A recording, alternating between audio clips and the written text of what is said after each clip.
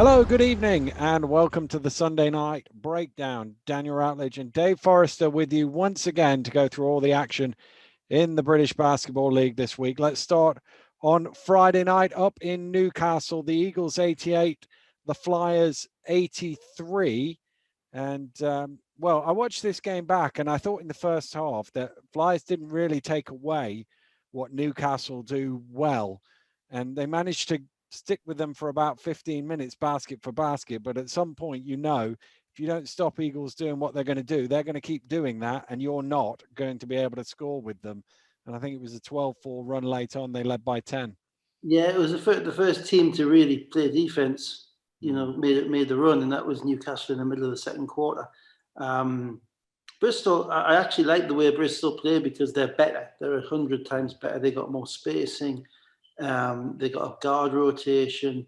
Baker, new guy, is a stretch four, which means, and he's been around. He's a pro. He clearly knows what he's doing, which means that they have less kind of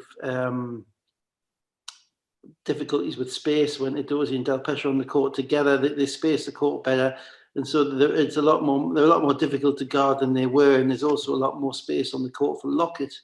Lockett is one of the toughest covers in the league individually because he can get to his spot, he can rise up and he can shoot. There's not that many guys in the league like him, but he's been stymied because of the lack of space on the court. If there's nowhere to drive, he's not a three-point gunner, and there's nowhere to drive, and he was just driving into traffic. So statistically, that was his best game, 22, 10, and 5. And it was the way he did it. It was comfortable. He got to where he wanted to go. The spaces were there. He made good decisions. And it'll be interesting to see the play again on Tuesday night. It'll be interesting to see if the Eagles change up the way they guarded him. So Wilshere is a difference maker. Offensively in the league, Wilshere is a massive difference maker. And the reality is that they needed a difference offensively. Their defense is fine. Offensively, they need a difference. Then, however, you lose that physicality because you can't play Edozie and Delpech at the same time. And so perhaps what you take on offense, you give back a little bit on defense. One thing I was looking for Newcastle is you're always looking for the cup final hangover. And, particularly from the guys who had good games. And then Gordon came out and had 13 points in the first quarter. Yeah. Okay, right, fair enough. So that's a cup final boost. And the problem was that Bristol never got to grips with Edwards and Fletcher. No. And few teams have, but their combined numbers in this game are ridiculous. They combine for about 38 points, 20 odd assists, and 17 rebounds or something like that. Yeah. And in the past, obviously, teams have been able to focus in on Fletcher and deny him the ball a little bit. You can't do that with both of them on the court. Eagles are possibly still a little bit vulnerable when one or the other is off, particularly when Pfluger's not playing because Pfluger's another facilitator. He wasn't playing, so Fletcher had to play most of the game to give them that kind of creativity. Like most teams in the league this year, the creativity comes from the guards, and the big guys are finishers. There aren't that many big guys you would give the ball in the league this year, 20 feet from the basket, and say, go make a play and go score. Yeah. The way the guards are creating. So when the ball's in one of their guards' hands, Newcastle look really, really good offensively, and basically can get any shot that they want. When they can keep the ball out of the guards' hands, it's a little bit harder because then you've got Gordon having to go, or you've got a post up, or you've got Sayers on the wing having to make a play, or a post up for Defoe, etc. Not quite as smooth, but overall, that was a trap game. It was a trap game for Newcastle. Yeah, definitely. And actually, it looked relatively comfortable until the last couple of minutes. I mean, Rodgers came off the bench, hit a couple of threes, and it looked like Newcastle were just going to cruise it home. And then suddenly it's a 5-point game with, I think it was 28 seconds to go. And obviously Bristol had the sideline ball. I don't know what that play was, but there's no way that's what Andreas put on the board. It was a total mess, that final sideline play. Newcastle have done that a few times this year. They've kind of closed down early in games when they've been up 15 or 20 in the fourth quarter, particularly at home. You've got to play, I suppose you have to play it to the end. It wasn't that they ever looked like losing the game, but eventually you're going to get bitten by it. The other thing I'll say about it is that we often people often criticise, at least I say people, I'm being a bit of a politician, others often criticise the level of some of the players in our league, and particularly the level of some of the Americans who are all told are just, not very good, third-rate Americans, blah, blah. And the two Americans for Newcastle in the backcourt, outplayed two of the GB starters. Certainly Teddy's a GB starter, Ben Mockford's coming from the GB. And I think it's sometimes we don't quite understand, and they're good players. Yeah. They're not GB players for no reason. They are, talented professional basketball players. And so sometimes I think we underestimate the level that some of these guys are actually operating at. And certainly with Fletcher and Edwards at the moment, they are really enjoying each other's company. Related to that point, got good bench scoring, the Flyers with 33 points off the bench, but Mockford, Teddy and Daniel Adozie, 4 of 22 for 11 points. They need a bit more from those three. Well, they do. And, Teddy's only averaging 7 points a game in 32 minutes. Ben Mockford's averaging 8 points a game in about 29 minutes. I think they're going to get better. I say better, that's probably the wrong way. I think those numbers are going to go up because I think the way that they play now with Baker in the game, it is Justin Baker. Am I right? Yeah. Mind-blocking relation to his name. Him there, and Wiltshire as well, who is one of the best facilitators. I think all those, they're going to have to sort out their rotation a little bit with a Wiltshire plays at the 2 or Okafor plays at the 2 and becomes more of a scorer. Crazy thing in relation to Teddy is he's shooting 23% from inside the arc. He's like 5 of 21, but he's a 46% three-point shooter. Yeah. He's only shooting 2.5 threes a game. So he needs to find a way of getting that shot a little bit more. But I don't know if scoring is going to be their problem going forward because, Baker and Wiltshire added to that group kind of put everybody in the right place. And I think Newcastle may have got them just before they were properly gelling. And when, obviously, as you say, when Rodgers comes in and makes a couple of threes as well, that really helps them as well. Tuesday night's game will be interesting. It's a tough place to go and play, particularly on the back-to-back. Yeah. Little easier this year with no people in there, but I think still so, a hard game. Yeah, we've had some games in there. Yeah. So let's move on to Leicester Riders 75, Sheffield Sharks 73. And I watched this back on Saturday morning in my hotel room, and this looked like a very typical Leicester Sheffield game. Low scoring, not much in it. And then I think it was Connor hit a couple of threes late in the third. Suddenly Leicester up 7, and then something similar in the fourth quarter where Crandall makes a couple of scores and Washington another 3, and Leicester get up 10, and you think that's it now, 4 minutes to go. It wasn't a 10-point game. It never felt like a 10-point game, but you just thought Leicester would see it home. But credit to Sheffield, they came again. Yeah, well, Sheffield had scored 60 points in 37 minutes, so you don't really think they're going to get another 11 in the last 3 when they're down by 10. But they remain competitive, and the Americans would say prideful. We would say proud team. And the thing with Sheffield is their defense is probably unlike any other team's defense in the league in that they help as well as any other team in the league. They pack the paint well. They don't give you many layups at the rim. You'll think you've got a lane, and then suddenly a guard will just be, Lewis will be standing under the basket, making it difficult. And what you have to do is to look to kind of make the extra pass, kick the ball out and kick it again, because then they rotate out. And because of that kind of competitiveness and ruggedness, they do remain in games. And games, as you say, between Leicester and Sheffield become a little bit of a slugfest, become a bit half-court based. Now, in the past, the difficulty for Sheffield has been in those games that they didn't have enough shot makers. They couldn't, even in a half-court game, ultimately Leicester were a slightly better half-court team because they had more guys who were going to make plays in the half-court. And, ultimately, who's it going to be in the fourth quarter? And that was the same way that this game went until, as you say, the last 3 minutes. And it was really, the last 3 minutes, it's a little melodrama in itself. Because Sheffield come back. Sheffield are helping under the rim a lot, and Leicester get some good looks, but they miss threes. I think Connor missed one in the corner from memory. Johnson missed one in the other corner, and they're good shots. They're the shots they've got to take, but you've got to knock them down in crunch time. And one thing Leicester have done this year is struggled to knock shots down in the really tight games. And then Sheffield come back, and still the game is basically done because you have, I think it gets down to 2 points, and then basically Crandall says enough's enough.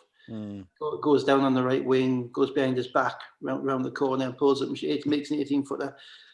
4-point game. I think Sheffield come back and score, but ultimately it's still a 2-point game with 10 seconds left with Connor on the line. And after that, the whole game kind of descended into a bit of craziness because Connor misses a second foul shot. Astoundingly, out of that, Leicester managed to give up a 3-point open 3 in the corner to the Sharks' best shooter. Yeah. When you're down 3, and Retino. So, and that was off your own foul shot. So you don't have to have anybody on the line. No. Rebound. You're all back there. You know, your communication has to be right. You just cannot give up that shot. And you saw it in Rob's face when Rob called the timeout. He was not happy with that. But there's still 9 seconds to go in the game when that happens. And so obviously he gets his timeout, the score's tied. And then it turns to Sheffield because, you know, there is one thing, if I am Sheffield, that I do not want to happen at this point in the game, which is that Crandall gets the ball. Yeah. And Crandall got the ball. And not to get the ball, basically, they just ran a couple of cutters, and then a down screen for Crandall coming to get the ball. And there was no real resistance to that at all, to him catching the ball. And he is, at this point in the season, one of those guys who you best defend when he doesn't have the ball. The best way of defending him is taking the ball out of his hands at this point, particularly in the crunch, particularly given the way that the other Leicester players play around him, because they're not as comfortable creating their own shot.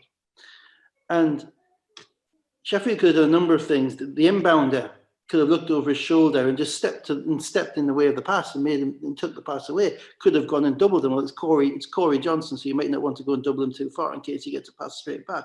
Yeah. But they could have done that. They didn't. They just let him catch the basketball. Then he's got the ball at the top of the key, 9 seconds survey, and he's able to see everything. And he makes a shot which Sheffield guys could probably turn around and say, well, that's a tough shot. If he's going to beat us by shooting that, we'll live. But it's not a tough shot for him. No. And that's the problem.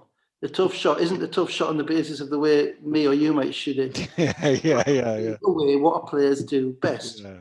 And he shot a one-footed runner from the foul line, and he was always going to make that shot. Yeah.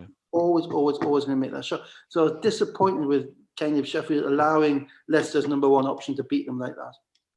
Then I was slightly more surprised that with a second and a half to go in the game, with the ball on the advanced after the timeout, they need a 3 to win, a 2 to tie, and Helmsley was putting the basketball in, and he is probably their best shot creator. Take away maybe Nick Lewis, but certainly a guy who, if you caught the ball, if he rose up to shoot it, kind of at any point on the floor, as a coach, as an opposition coach, I would be worried that ball was going in. Yeah. He hadn't had a great night. He's 4 of 12, but he's putting the ball in from the sideline with 1 second to go, so he's not getting it back. No. And they end up throwing it. He ends up throwing it to Lillard, and Lillard shoots an off-balance 20-footer, which doesn't go close. And I'm thinking to myself, why isn't that Lillard throwing that to Helmsley? Yeah. I don't get it. I'll be interested to see if that was it. Maybe they've run a set play in practice, something like that. Who knows? But you know what, Rob. I thought Leicester defended it pretty well, actually. They did, and to be fair, I wouldn't criticise the play or the way that Leicester executed their defence. It's just, you know, what Paternostro did well, what Rob did well. He got the ball in the hands of his best player to win the game. Yeah.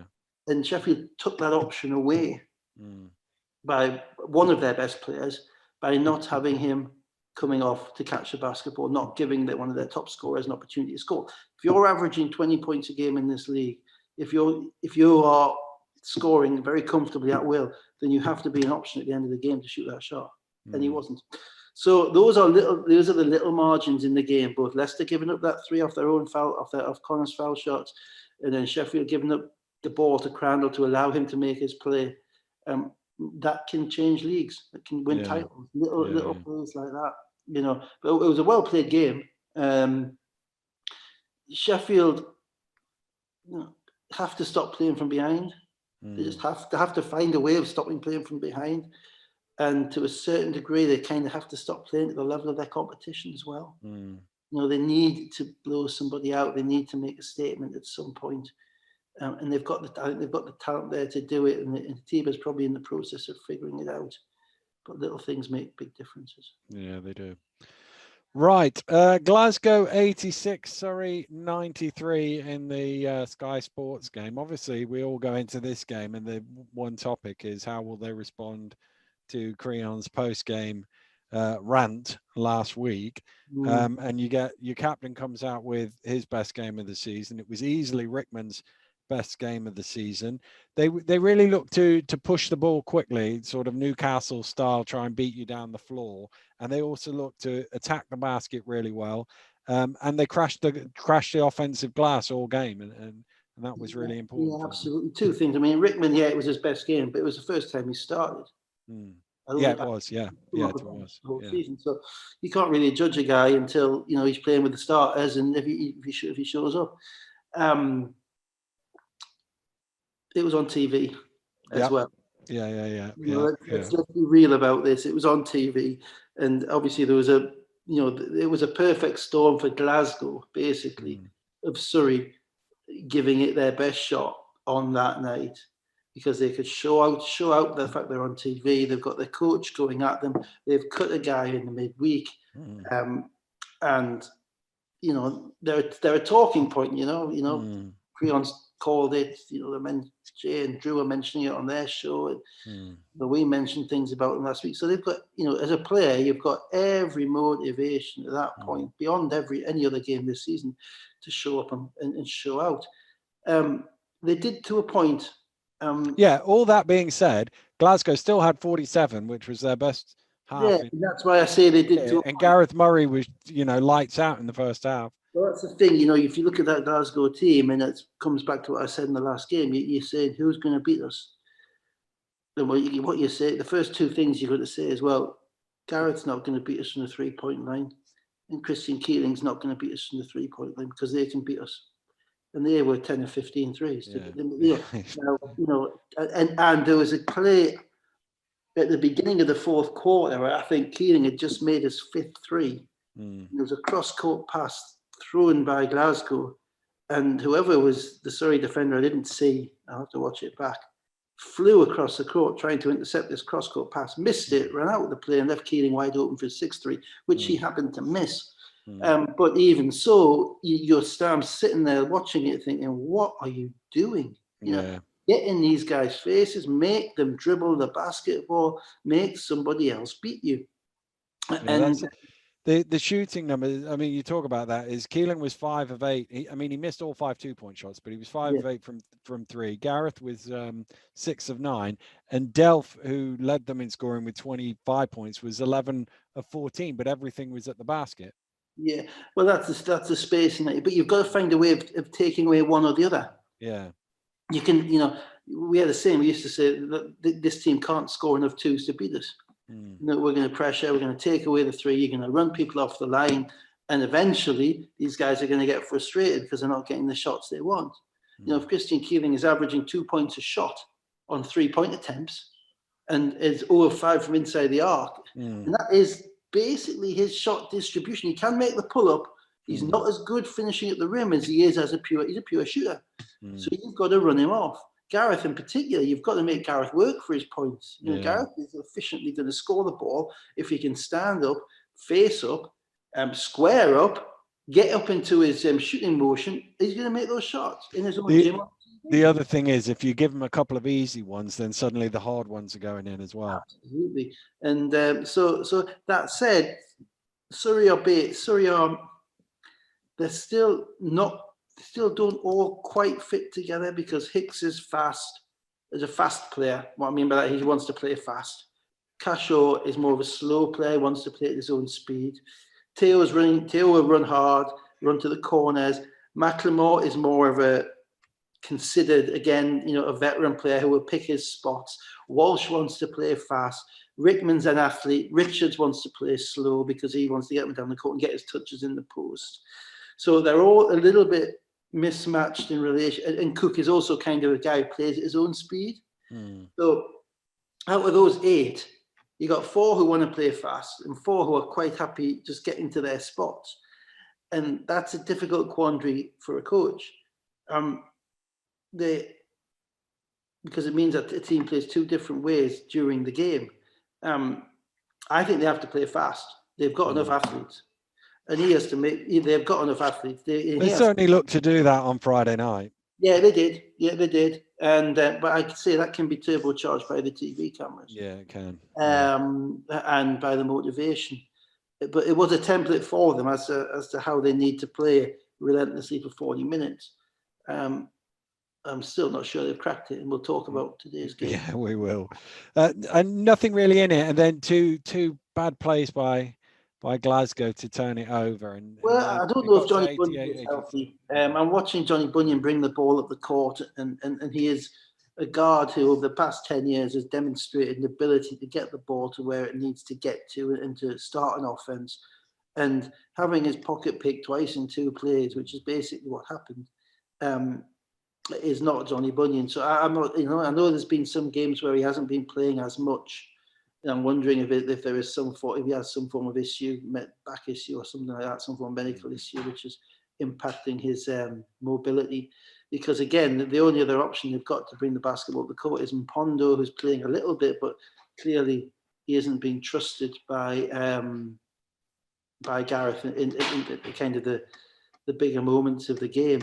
So they still do have if Johnny Bunyan isn't absolutely 100%, because he didn't have, to be fair to Johnny, he didn't have much quickness to lose. Admit that. But yeah, everything else he had helps him. But if he isn't 100%, then that is a point of weakness for that team. The other thing is, Boban cannot keep playing 12 minutes and fouling out, and the fouls he's committing are just so, I've seen it, their rookie fouls. There's a couple of them in the game where they're so far off the ball that you almost go, well, do they have to call that? But by the same token, he's given them an opportunity to call that off. Yeah, and the reality is there are certain things you can do and there are certain things you can't do. And there was one, I think, on the baseline at the end where he just hooped the guy, he just locked him up. Yeah. And he didn't let go, and he wasn't looking at the ref doing, I'm not doing it when I am doing it. Yeah. What the veterans will do, they'll say, what me, it's him. Someone very close to you was pretty good at that. Yeah. Well, he would always say the lock was first, but exactly. But it's being smart, ultimately, and playing on the edge, and knowing what is acceptable levels of physicality and not what is dumb levels of physicality. Yeah. You have to know how it's going to be called, and he has to be more disciplined. He's a talented player. He's surprised. Jack Dom has surprised me, given how he did in college with his dexterity, his mobility, his ability to finish. Yeah. He's got. If you could give him 8 fouls a game, I think he'd be pretty good. Yeah, well, I think a lot of players would be. Fair down. So they've got to deal with that as well. They're still, as I say, that Gareth would look at that game and probably think, I'm still need a little bit more of my point guard position, because Surrey, Tony Hicks and Kaelin and Cashaw are pretty solid in that area.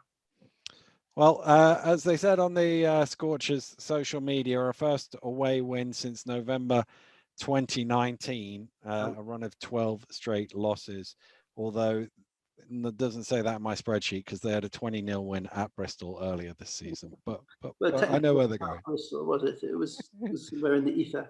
Yeah, indeed.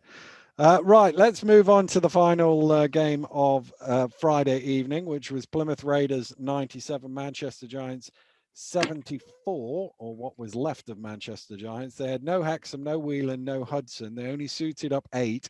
Brady got himself into foul trouble. They hung around for a quarter, maybe most of the first half, but this was only really going one way. Yeah, it was. Firstly, it's tough when you're down 3 players. Any BBL team struggles when they're down 3 players. What I always used to say to people was, look, imagine that we've got our full team and the opposition is down 3 players. How is it going to look then? And everybody's thinking, oh yeah, great. But so that is tough. What they're really hurt by is the positional spread of the players that they are down. Yeah. Particularly, it's to be honest, it's 3 of their 4 best ball handlers. And certainly they're 3, I would suggest, well, certainly 3 of their 4 best creative players. I'll talk about Cassell later. But Hudson, Whelan, and Hexam are all guys who catch the ball on the perimeter, make plays not just for themselves, but certainly in case of Hudson and Whelan, they can make plays for other people. And without those 3 guys, Manchester are pretty one-dimensional because Cassell is their only ball handler, and he's a one who is basically a 2, playing like a 2. Is able to get his own shot off it. He's got some patented, whatever, American English, whatever. Yeah. He's got some patented move. He's got a move where he wants to step back and shoot the NBA shot, shoot the LeBron shot, shoot over his left shoulder, step back, shoot over his right shoulder. Which is fine, but it doesn't mean the ball moves much. He has to take 3 or 4 or 5 dribbles to set it up. Now, what they had with Hudson in particular was an ability. Hudson would come off the screen and roll, and he would look to create. He looked to pass before he looks to score, which then keeps everybody else happy because the ball goes to the corners and the ball rotates. And what you have with Hexam is the ability to spread the floor, and particularly shoot the 3 from 26 feet, which then creates space for Brady inside. What Manchester were left with was a bit of a mix because you have Cassell handling a lot of the ball. You have Zach Powell, who is an athlete, an athletic 2 guard, but at this point, not a floor spacer and not really a creator off the dribble. Uwande, who is a shooter, Marshall and Brady, and then Ulf off the bench. Now, the reality is Ulf's one of your best 5 players, but if you play Ulf and Brady at the same time, and particularly when Marshall's playing as well, you've got no spacing at all. Yeah. Your team's going to be chasing Powell out to the 3-point line, and that just means what ends up is the ball ends up with Cassell bouncing the air out of it for a lot of the game. And Plymouth are probably the soundest defensive team in the league, so they're the wrong team to come up against with all those things to figure out. So they made Manchester made shots in the first half. Cassell made some shots, in particular some tough shots. He made a cracking, 30-footer on the buzzer. But it was never sustainable. No. Brady, he was not smart in his basketball game. The reason he was not. I don't have any particular memory of his first 2 fouls, but his 3rd foul at the beginning of the second quarter was just nonsensical. He just smacked somebody going for a block from 10 feet away, and it was just a nonsensical foul given the situation of the game, and it was a foul suggestive of somebody who mentally wasn't quite checked into that game. He picked up the 4th as well, and it comes down to the things with Manchester. It comes down to discipline. It comes down to togetherness. It comes down to how they're going to see their way through the season. And I think the reality is that Hudson and Whelan, and possibly to a lesser extent Hexam, are the guys that knit them together. So you could miss out some of the energy guys, and you lose those while other guys have to play harder. Yeah. But if you're missing the connector guys, the connectivity guys, it becomes very hard to get spacing, to get cohesion. And then people don't start getting the touches that they want, and then their face starts to turn a little bit. I'm complaining. Owande was 2 of 15 in this game, and his shot selection wasn't great. No. But we've all been down that long trip down to Plymouth. We know what you don't want to be jacking up threes. As soon as your feet touch the floor. Plymouth did what they had to do, didn't they? Yeah, exactly what they are. I mean, five guys in double figures, 33 points off the bench. It was I actually like their bench unit almost more than their starting unit at the moment. Because with Neighbour playing at the 5, the kind of a more of a BBL friendly team. Prince Ebe hasn't played much the last few weeks. It's actually helped them gain a rhythm offensively, because again it creates space down there, and it means that Will Neighbour can defend most 5s in this league. There's not that many 5s who are going to. He's not going to block shots like Ebe does. He's not going to be a rim protector. But what he gives you at the other end, certainly when he's on, is arguably more than what EB gives you at the defensive end. Yeah. So that's helped them. They're also getting, excellent production from Ubiaro. And obviously Morsell means that even when Morsell doesn't have a good game, he creates contact, he creates shots. Even if he's not finishing, he's aggressive. He's a threat on the court at all times. He's a presence on the court. So made a few plays down the stretch as well, which it was probably, the final margin was probably a bit flattering on Plymouth. They had a bit. Yeah, but Manchester struggled to string together 40 minutes of defense with a full group, let alone all the way down. But the Morsell Hamilton dynamic is interesting because they seem to fit together very well, and they're kind of little bash brothers. They're both aggressive. They both put their shoulder down. They both get to the rim. They both go to the offensive glass. And that neither of them is afraid to make a play. And it might well be that that dynamic carries them forward. I'm still not sold on the starting guards at this point as being enough to take Plymouth into the top three. But they're going to be a tough out for everybody. And that's what we've said basically every week since it started, I think. Yeah. Let's move it on to today's games. First one down at the Morningside Arena, Leicester Riders 103, Surrey Scorchers 76. And first 10 minutes, Surrey were really good. They had 7 assists in the game. We always talk about their assist numbers. They had 7 assists in the first quarter. They made 5 3-pointers. They led by 9, 25-16 the score with, I think, 2 minutes to go in the quarter. And then Leicester make the next 11 points. Washington hits a couple of threes, and then it just all basically disintegrated for them. Even in the first quarter, though, Surrey were making shots, but Leicester were trying to play defense. Leicester weren't making shots, and I didn't see much defense from Surrey. They missed a few shots early, did Leicester. And as you say, Surrey got running tail, made some threes from the corner. Hicks made a couple of shots off the screen. But they were shots that subsequently Leicester took away. So Leicester adapted themselves to the way Surrey were playing and realised, actually, we got to respect these guys just a little bit more. We've got to get a little bit closer to them. We got to close out a little bit better. They've made some shots, and we got to run them off the line a little bit. It was actually the bench unit in the second quarter that really did the damage for Leicester as well. It was, and that obviously that helps because that bench unit is a starting unit on most teams in the league. But it was their defense, and ultimately those shots weren't there anymore. The only guy who had shots basically left to him were Macklemore. Macklemore was over 6 from the. Or couldn't make. He had some open corner threes. He just had one of those nights he couldn't knock him down. But Teo's shots were taken away. Hicks's shots were taken away, and suddenly the scoring that Surrey was doing became ever more difficut. Yeah, Teo with 15 points in the first half, and then didn't score until the last 2 minutes of the game. He got a couple of putbacks. And that's indicative of a problem. Now, what I will say is that I still don't know. We say that Surrey gave up 10 threes to Murray and Keeling on Friday night. Connor's first 2 threes, Surrey's up 9 in the end of the first quarter, feeling good about themselves. And, Connor's come off the bench at the 4-minute mark like he normally does. And his first 3 is because Surrey went under a screen. Yeah, it's great. And they didn't go under a screen. There was nobody, they may have miscommunicated. There was nobody within 8 feet of him. Bang. Well, he shoots in that gym every day for practice. That's a layup. And the second one was a ball reversal. And again, no closeout. Now, you've given this stat before about Connor being one of the few guys to be 40% and over in threes in the history of the league.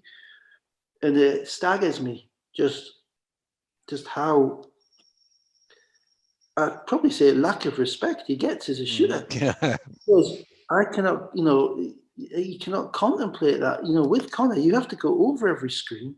You have to stay on his hip. You cannot let him get into his shooting motion. You have to make him make a decision within the key whereby he's a little bit smaller. There are some big guys around him. He can still make plays. He can still potentially finish at the rim. But if he finishes at the rim through traffic, he gets 2. If he starts knocking a 3, it's 40+%, he gets 3. And watching them go under screens like that made me think, what is the plan? You know, is in attack, just crazy. What is the plan? Is this what you do? Are you not disciplined enough to follow the instructions as to what you need to do? Because it's not like he's not played against Surrey before in mid threes. So there's that. Then in relation to that bench unit, I don't really care what kind of rep you have in relation to who you are, where you've played, who drafted you, whatever. If you're 2-15 from the 3-point line, like Ryan Richards is this season, you do not get to come off the bench at 7 foot tall and set a screen, pop to the 3-point line, and jack a three the first moment that you're in the game, the first play that you're in the game. You're 2-15. Ultimately, that and you're now I think 3 of 19 because you made one. Okay, you don't get to that. That's the type of shot which kills teams, because everybody else is thinking, well, the ball needs to rotate. I need to get my touches. Well, that he's 2 of 15. He's coming in, bang. He's got no conscience. Okay, I don't have to have any conscience. I'll just wait for me to get the ball. I'm going to put the ball up. That that can't happen now. Ryan Richards needs to be a finisher on that team, but he doesn't need to be everything for that team. And at the moment, he's coming in and playing with a rep that he needs to earn.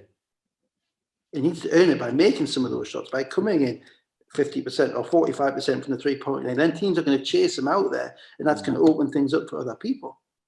7 games in now, there needs to be some structure within that group as to who's taking what shots. Skylar White's gone. And we don't know why, but one assumes Creon wasn't very keen on his shot selection this year, which has basically been either catch it, hand it off and pop for a 3, or catch it and shoot a 3. So they have to have a degree of compatibility with each other. And I still don't see that offensively. That might sound a bit difficult, but ultimately it might sound a little bit harsh. But ultimately, if you're going to shoot those shots coming off the bench, then you've got to be in a situation where your team knows this is what we're going for, and not bailout shots and not settle shots. I thought Surrey settled, and I thought they also demonstrated, as you say,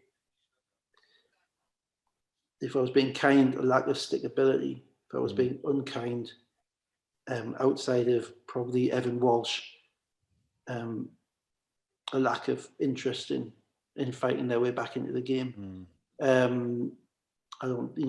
think the play you mentioned at the end of the third quarter where Connor was at the top of the key and the shot clock was running down, and he literally dribbled down the middle, 2 dribbles to the left hand. He had an open layup, and there's 5 Surrey guys there. A couple of them are 7 foot, 1 6'8". They're all athletic as hell. They can all run up and down. They've got no athletic disadvantage like perhaps Glasgow did earlier in the season. This team has no excuses like that. They should be all over the boards. They should be swatting stuff, and they should be taking charges. And they didn't take a charge in the whole game. That was the thing. We talked about the rebounding in Glasgow, where they were all over the offensive boards. They had 1 offensive rebound until the last 2 minutes of the game. Yeah, that's right. And to be fair, you're dealing with a technically more mature, more rounded, more disciplined team that you're playing against. And so Rickman on Friday night was going up against Delph, who's basically a first-year BBL pro. He's talented, but he doesn't quite know his way around yet. And he was able to get what he wanted. Now he's going up against Nelson Henry and Fraser. Yeah. Different kettle of fish. Because also you've got Leicester get back on the glass, and Anderson gets back, and William Lee's down there rebounding and picking up defensive boards, and things aren't going to fall in your lap. No, and that's a different level, and this is what Leicester do ever so well against less talented teams, against inferior teams at home in particular. They throttle them, but they actually throttle them offensively. By just getting a good shot every time down. And a team might be able to play with them for 10 minutes or 15 minutes just relying on their offense. But the more they score, the more they're not as good offensively as Leicester are. Yeah. Just touch on that. 8 players with at least 8 points. Crandall almost a triple-double, 15 of 31 from 3. Anderson 13, Washington 15, Fraser 11, 44 points off the bench, Leicester. Surrey starters had 46. Yeah, it was frustrating. I say it as a coach, it was frustrating watching Jamel be allowed just to stand in the corner at the gym that he shoots at every day and just flick it 3 after 3 after 3 without anybody making an effort to chase them off. Or, part of basketball ultimately is being into people and being up in their faces and being confrontational. And you have to have a presence. And people sometimes, it's difficult to define presence, because everybody's there, so everybody's present. But you have to make yourself a part of the game by just not allowing yourself to be dictated to defensively. So you have to get up into people. You have to say, okay, if you're going to dribble past me into somebody else and make a play at the rim, if you do it, it's fine. But I've just seen you make 2 threes from the corner. I'm not going to let you get that 3 again. I'm not going to let you get the third one. I'm going to run you off, close you out. If you can make a play out of that, fine. But we are not just going to stand there. And it tends to be on teams which are lacking confidence and losing teams, where players are looking to protect their own kind of role in the fact that the team is losing, where players don't make that extra motion. So you have a guy who will run out with his hand up but stop 3 feet short and say, well, I'm playing defense, coach. He didn't go past me. He just made the shot. And that's all well and good, but the best teams are the teams whereby the guys are a foot and a half off. And if you can stay in front of them when you're a foot and a half off with your hand up, great. But if you can't do that, you're still going to put yourself there, knowing that this is a guy who's a shooter, shoots a high percentage from this spot on the court, off the catch, and I'm not going to let him get that. He's going to do something else. I think Leicester only had 6 points, which weren't in the paint, foul shots, or threes. Everything else was one of those 3. So Surrey did not make them take the shots that you would want Leicester to take. And even those 6 points, I think 4 of them were Ali Fraser just shooting a set 15-foot jump shot. Which he loves to do. Which is, which is less, which is one of the few 15-foot jump shots that Rob will be absolutely happy with. So they have to dictate. I hope they get better. I hope they should, I think, be better at home. With Surrey. Again, another one that probably loses out more than average in terms of not having people in the building. Oh yeah, absolutely. It was important. A really difficult place to play with a full crowd in there because it got loud. And they tip off at a funny time, and the guys are really comfortable in their building. So yeah, that's probably right. But still, if they're going to play fast, which they need to do, I think, and they need to make it into an up-tempo game, then everybody's got to be with that. Everybody's got to be on board for that. And if Creon's only going to have 6 guys who are going to do that, then he's just got to play those 6 guys. 10 wins in a row for Leicester over Surrey, 28 in a row undefeated, 27 wins and 1 draw between the 2 teams. Right, let's move on to the final. Oh, and the other thing I would say is there was a long team talk on the court between the Scorchers and Creon, or monologue really. So it didn't. I'd left and it was still going on. So right, so he probably thinks they quit as well. It was another one of them where we could have done with a mic'd up. I think it would have been very interesting. I think. Let's move on to the Northwest Derby, the bizarrest game of the week. Manchester Giants 70, Cheshire Phoenix 88. And this was basically who is left standing. Both teams shorn of players, and it looked like a Manchester Giants tribute act in the first half. There, they just got run past by the Knicks, and 13 and a half minutes into the game, and it was 42-21. It was unbelievable stuff. Yeah, it wasn't. And I say the reason I say it wasn't was if you're going to play players down, you are far better, in my view, although people might think different. You're far better with the small lineup than with the big lineup.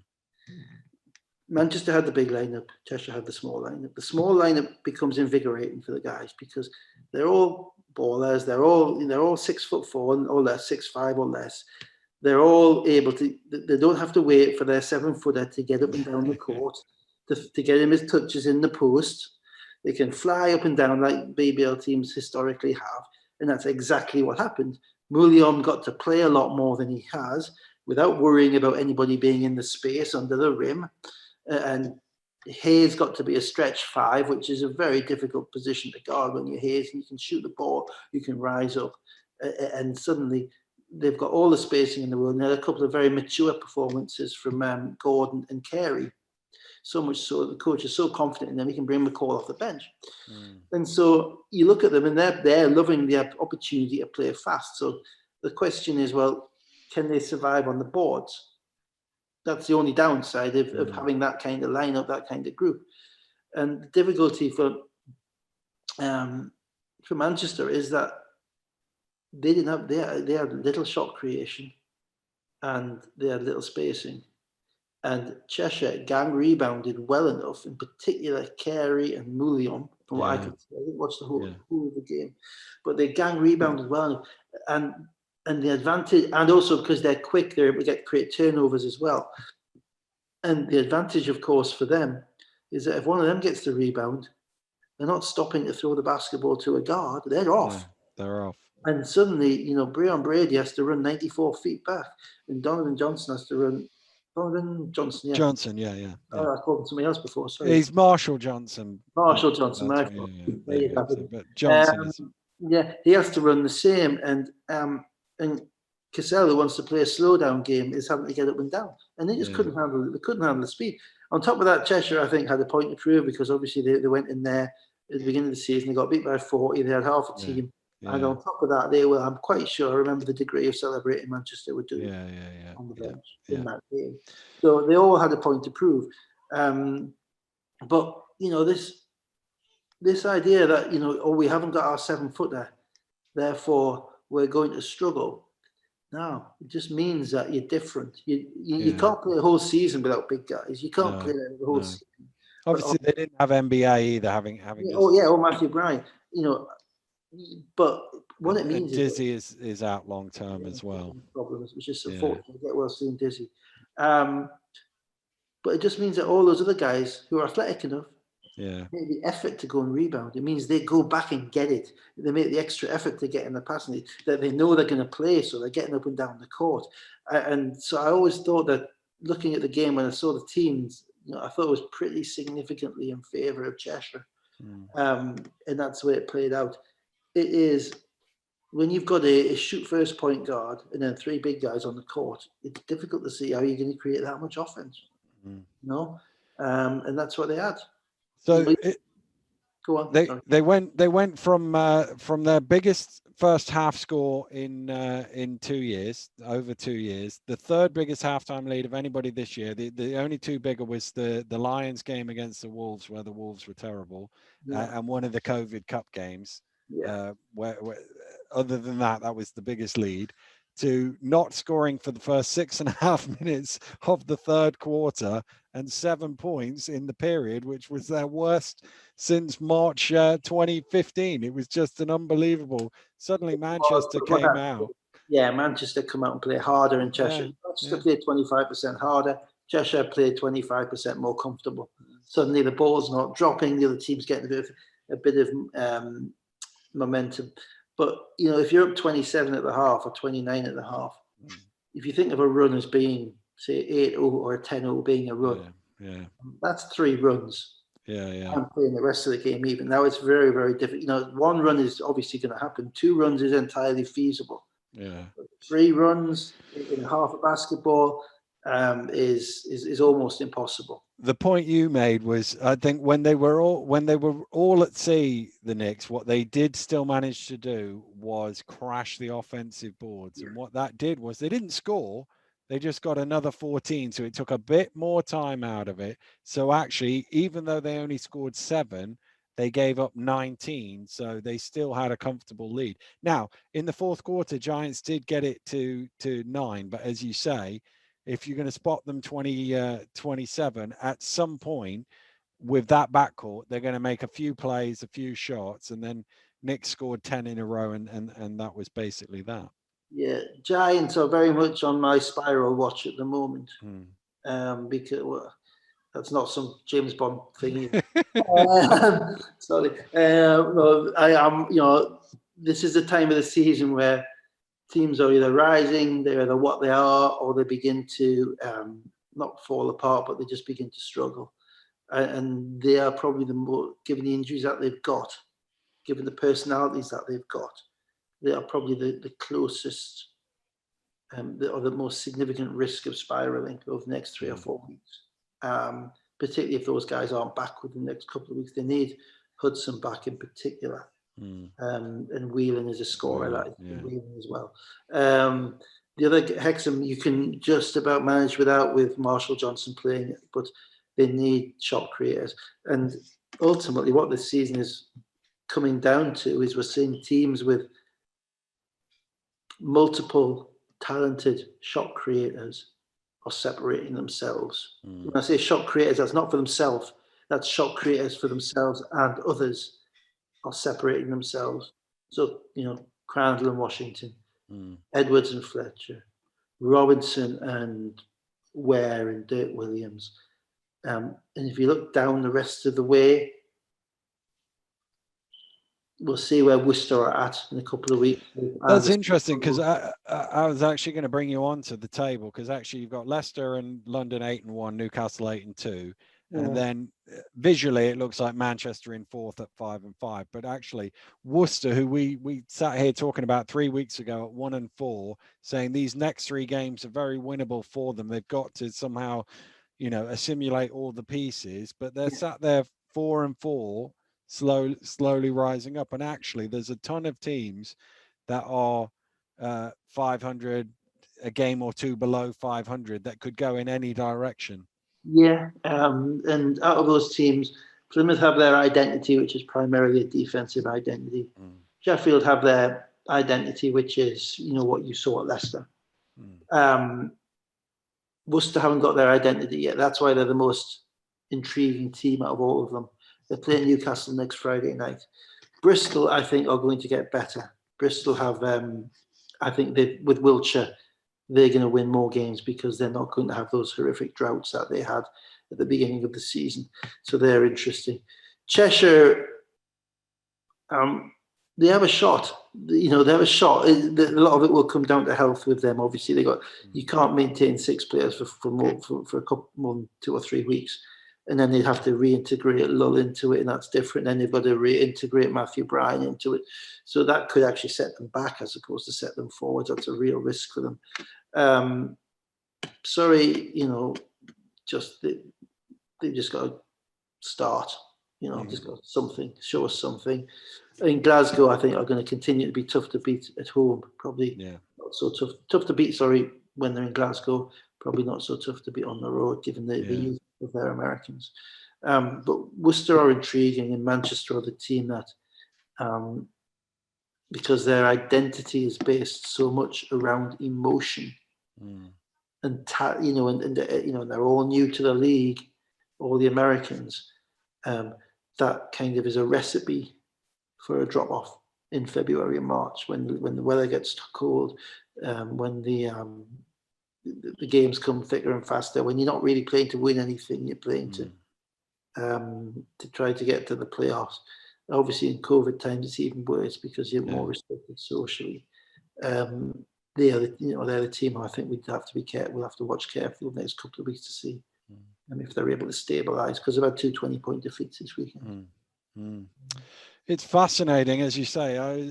It's often referred to the dog days of February, and it feels like I know it's the 31st of January. It feels like we're right there now, and weirdly, that's despite the season starting later. But there are so many games to make up. But I must confess that I think we're down to about 4 or 5 that haven't been scheduled. So feels like we've almost got the full schedule somehow to go, so that and there's navigate a way through.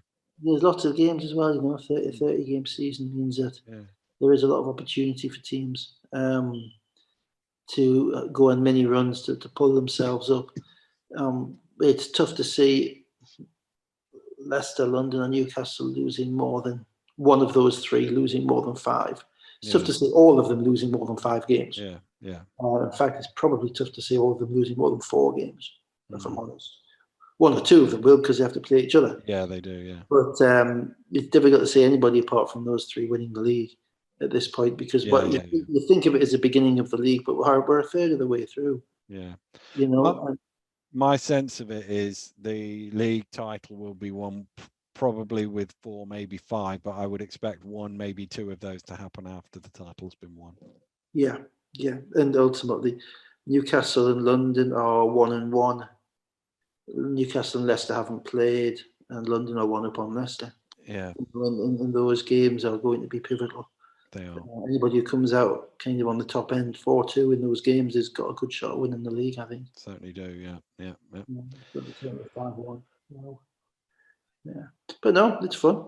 It is fun, and there's plenty more of it to be had over the next few weeks. That will wrap us up for a Sunday night. Myself and Dave will be back next week to break down all the action in the BBL. But for now, have a great week. We'll see you next Sunday. Goodbye.